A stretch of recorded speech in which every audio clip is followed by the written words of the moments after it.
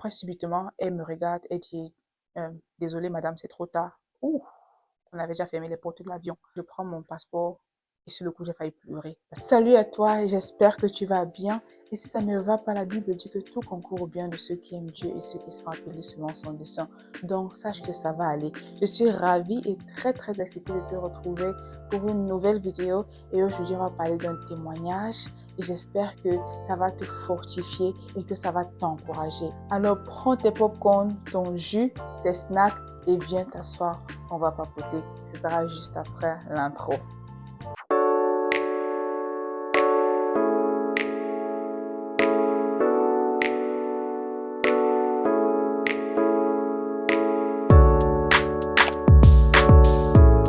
Donc, ce témoignage se déroule en décembre 2021. Et en décembre 2021, j'étais encore fiancée à mon mari et j'étais allée lui rendre visite en France. Et en ce moment-là, on ne travaillait pas, du moins, on ne travaillait pas encore vraiment. Donc, financièrement, ce n'était pas encore la grande forme. Gloire à Dieu, aujourd'hui, nous travaillons déjà. On avait pris mon billet d'avion et j'étais allée lui rendre visite. On a passé quelques temps ensemble. Le séjour s'est très bien passé par la grâce de Dieu. Il était temps pour moi de rentrer aux États-Unis. Sauf que c'était en 2021, donc c'était juste après Covid. Il fallait faire les tests de Covid pour pouvoir voyager. Ton test devait être négatif. Donc, je devais voyager.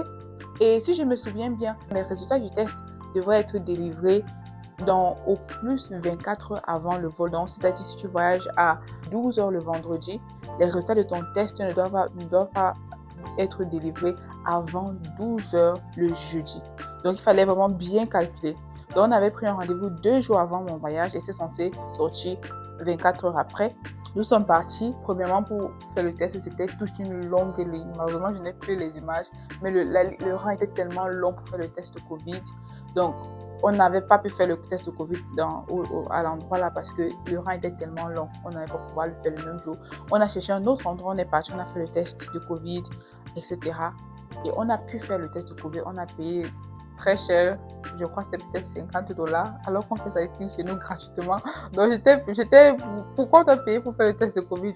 Mais bon, on a fait le test de Covid et éventuellement, on est parti, on attendait les résultats. Les résultats devaient sortir le lendemain, c'est-à-dire la veille de mon voyage pour que je puisse voyager. Le lendemain, on attend les résultats ne sortent pas. En soirée, les résultats ne sont pas disponibles. Et entre-temps, je dois voyager le lendemain matin. Et en ce moment-là, comme j'ai dit, financièrement, ce n'était pas la grande forme. Donc, on a pris les billets d'avion, on n'a pas pris les billets avec assurance, on n'a pas pris les billets qu'on pouvait modifier. C'était vraiment basic economy. Donc, tu ne peux pas changer, tu ne peux pas transférer, tu peux pas, c'est pas remboursable. Donc, si je ratais mon vol, c'était fini, il aurait fallu qu'on paye un billet d'avion. Avec quel argent? Donc, on a commencé à prier par rapport à ça, vraiment que le Seigneur fasse grâce et que le test soit disponible le matin. Mais entre-temps, on nous a dit qu'il y avait possibilité d'aller à l'aéroport, faire des tests et recevoir les résultats plus rapidement. Donc, il y avait le test PCR et le test rapide. Donc, c'était arrangé qu'on allait arriver à l'aéroport très tôt. Donc, mon vol devait normalement quitter à midi. Et il fallait que j'arrive à l'aéroport à 6 heures du matin pour que je puisse avoir assez de temps pour pouvoir faire mon test PCR et ensuite prendre le vol au cas où le test que j'avais fait la veille ne sort pas. Donc, on a prié par rapport à ça et vraiment on a demandé au Seigneur vraiment qu'il nous aide parce qu'on n'avait pas les moyens de payer notre billet d'avion en ce moment-là, surtout que je devais recommencer le travail 2 jours après. Il fallait que je reporte au travail, donc s'il fallait acheter un billet d'avion, ça devait être un billet d'avion de dernière minute. Donc, c'est tout comment les billets de dernière minute peuvent coûter cher. Donc, on a prié par rapport à ça et on a vraiment décidé de faire confiance à Dieu. Le lendemain, on est arrivé à l'aéroport vers 6 heures du matin. Il est resté avec moi à l'aéroport tout ce temps-là. Et en ce moment-là, les étrangers ne pouvaient pas entrer dans l'aéroport, toujours à cause du Covid. Seulement ceux qui avaient les billets, un billet d'avion et devaient voyager pouvaient entrer à l'aéroport. Donc, ils ne pouvaient même pas entrer à l'aéroport pour m'attendre. Ils étaient obligés de m'attendre dehors. Et on était en début janvier. Donc, il faisait froid. Je ne sais pas combien il a fait pour m'attendre dehors pendant presque 6 heures de temps. Mais il était là. Toute la journée, il m'attendait. Je suis rentrée.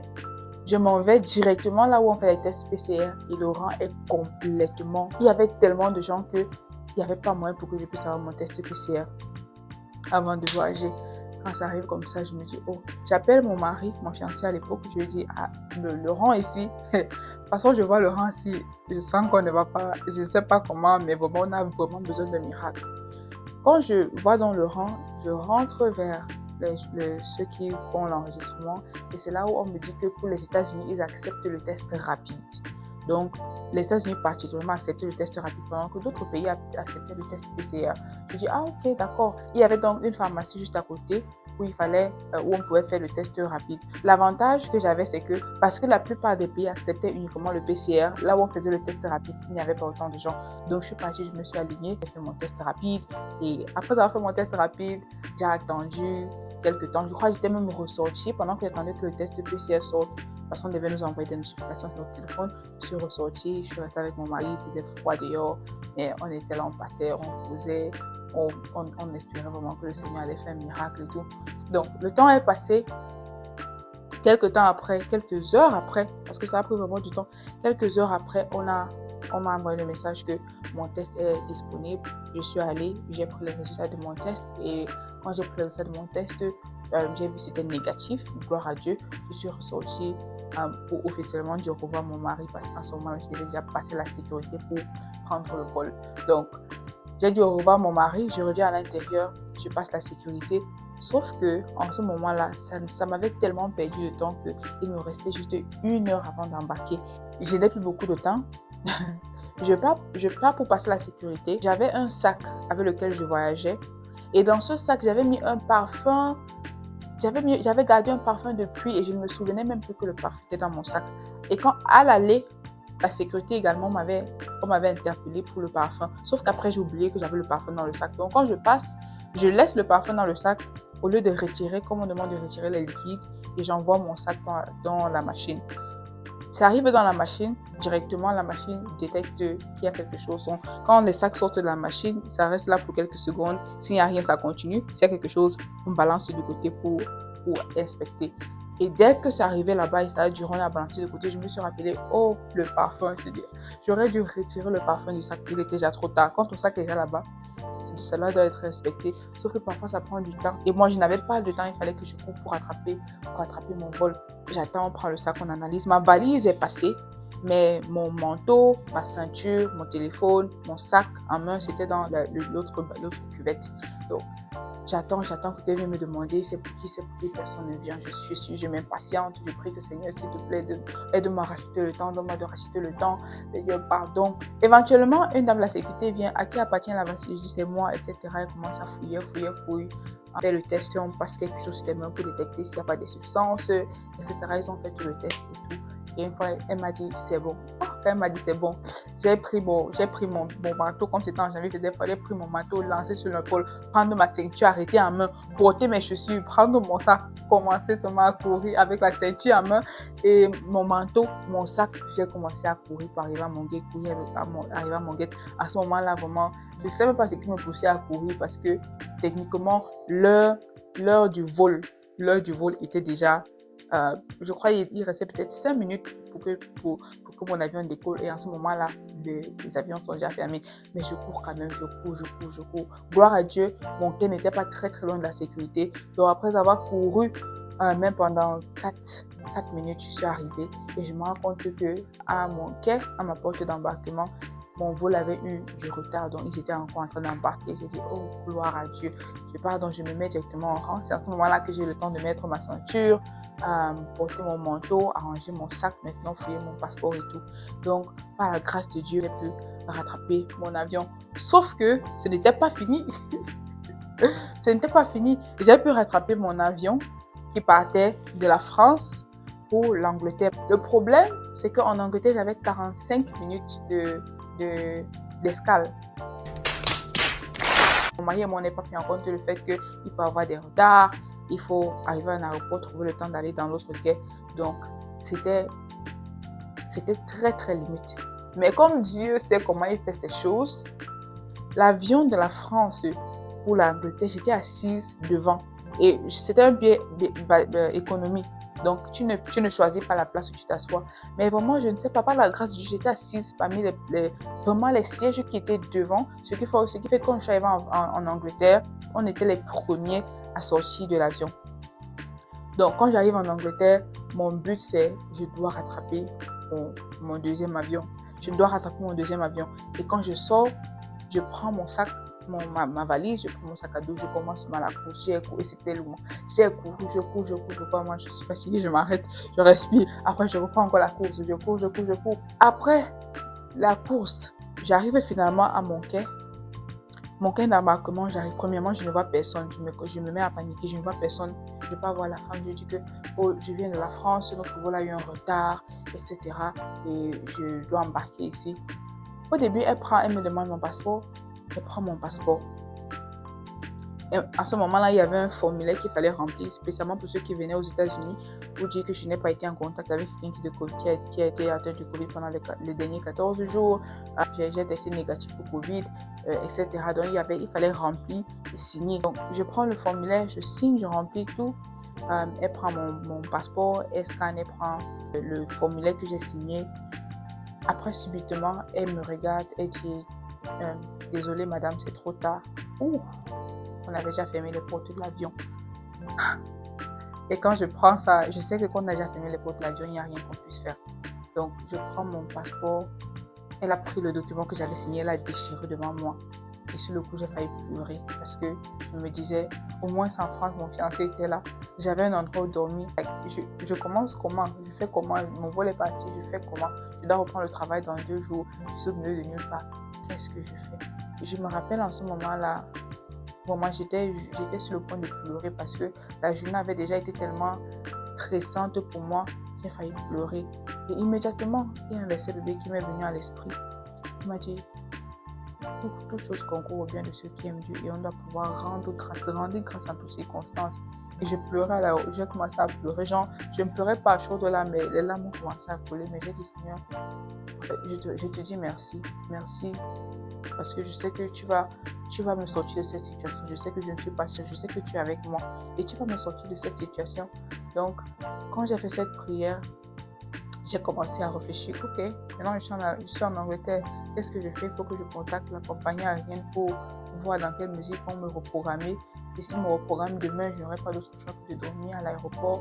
Et sans savoir, et aussi sans prendre en considération que j'avais 3 vols. Donc, ça c'était mon deuxième vol. J'avais un autre vol que je devais prendre à Atlanta pour rentrer dans ma ville, à Charleston. Donc, mon dernier vol aussi, j'allais le rater. Et pendant que j'étais en train de réfléchir, je ne me rappelle plus vraiment ce qui se passait derrière moi, mais je sais qu'à un moment, il y a un agent qui est venu. Il a appelé la dame qui était à la réception à ma porte d'embarquement. Je ne sais pas ce qu'ils se sont dit. Et subitement, la dame revient, elle me dit, madame, donne-moi votre passeport. Elle a pris mon passeport, elle m'a redonné le formulaire, j'ai rempli les informations, elle a imprimé mes tickets d'embarquement, elle m'a remis mon passeport et elle m'a demandé d'aller embarquer. Oh my God! Wow! Et moi, je suis restée, j'ai d'abord freeze pour un instant parce que je me dis, les portes de l'avion étaient fermées. Je n'ai même pas cherché à perdre du temps. J'ai seulement pris mon sac, j'ai commencé à courir. J'ai couru, je suis entrée dans l'avion. J'étais la dernière entrée dans l'avion. Je ne sais vraiment pas ce qui s'est passé. Mais je sais que quand je suis entrée dans l'avion, j'avais les larmes aux yeux. Je me disais, ah Seigneur, Seigneur. Quand le Seigneur veut ouvrir la porte, personne ne peut fermer. Si le Seigneur a décidé qu'il veut te favoriser, personne ne peut empêcher sa volonté de s'accomplir dans ta vie. Même lorsque la situation est impossible, rien n'est impossible pour le Dieu que nous servons. Je suis entrée dans l'avion et j'étais sous le choc. C'est en ce moment-là que j'essaie de comprendre ce qui s'est passé parce que quand on m'a donné mes tickets d'embarquement, on m'a demandé d'embarquer. Je ne voulais pas savoir. Tout ce que je voulais, c'est être dans cet avion. Donc, j'entre dans l'avion et je me rappelle que voilà, j'étais tellement émotionnelle, surtout au début, parce que je me disais, waouh, qui suis-je? Qui suis-je? Comme David disait, qui suis-je? Qui suis-je pour que tu aies le regard sur moi? Donc, le vol, très bien passé, 8 heures, je suis arrivée à Atlanta. J'arrive à Atlanta, je cherche mes bagages, je ne trouve pas. Mes bagages ne sont pas arrivés. Donc j'arrive, je me vois mes sacs. Je dis, il n'y a pas de problème. Mes sacs ne sont pas là. Il n'y a pas de problème. Au moins, je vais bien voyager. Quand je vois que mes sacs ne sont pas là, je me dis, bon, je vais prendre mon vol. Je vais d'abord arriver à la maison. Et arriver là-bas, je vais déposer une plainte que mes sacs ne sont pas arrivés. Donc, j'ai pu rattraper mon vol et j'ai voyagé. Je suis arrivée à la maison. Dès que j'arrive à la maison, mon mari m'appelle. Il me dit, devine quoi? Je lui dis quoi? Les résultats du test de Covid sont sortis et c'était positif.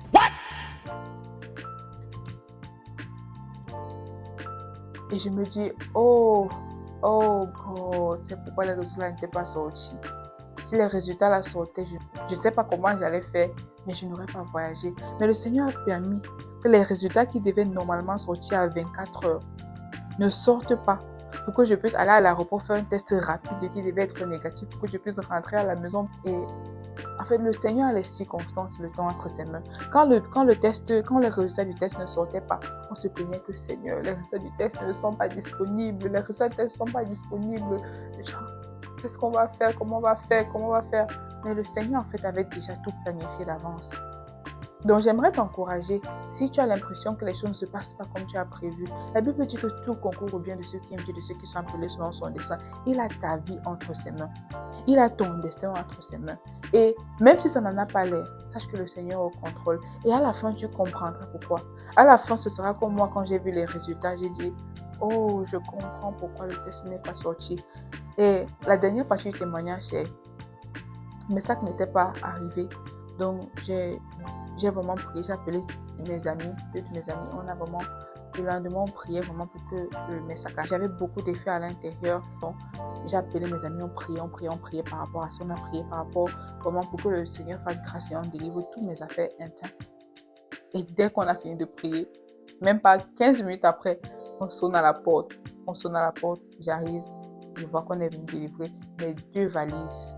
Et alléluia, tout était là. Mes biscuits que j'ai achetés, c'était tout écrasé. Mais gloire à Dieu, tout est bien arrivé.